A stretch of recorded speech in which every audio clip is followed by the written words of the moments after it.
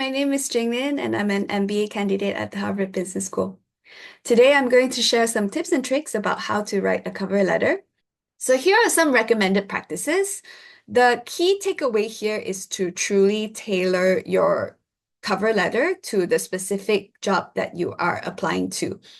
I wouldn't recommend using the same letter for different applications because nobody would want to read a generic letter that doesn't mean much to the company, or worse, doesn't even match the skill sets that they need.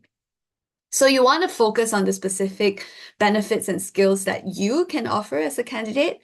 And of course, this requires you to proactively research the company, maybe build connections with some of the existing team members or people who have worked in that company before. And on top of that, underlaying the entire cover letter is to remember to use the appropriate format, the appropriate tone, and proofread your drafts.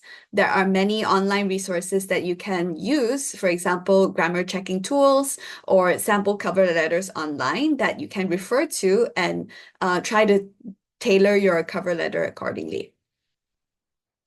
So to compare and contrast what constitutes a poor example versus what I would think is an improved example, here's one of the example with an opening message that sounds very generic and formal by using specific to whom it may concern. Instead of that, you want to be more specific and be able to highlight the hiring manager's name if you do know, but if you don't, you may use Dear Hiring Manager as the opening. And instead of a generic way of just saying that you want to apply for the position, you can add personal touch and share your motivations to apply for the role. For example, sharing about a recent event that you have been able to attend. And this goes to show the connection and research that you have done to the company.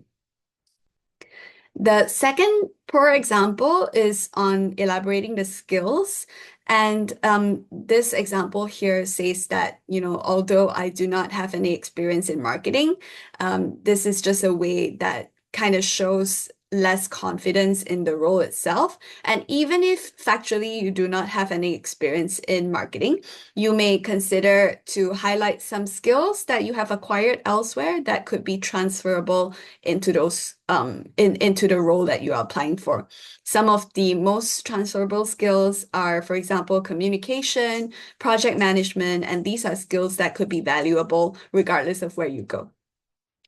And on top of that, remember to share more context instead of just repeating the bullet points that are already covered in your resume. You can share some information about challenges or the context that you have been working in your previous roles and responsibilities to help your hiring manager visualize how is it that you were working previously.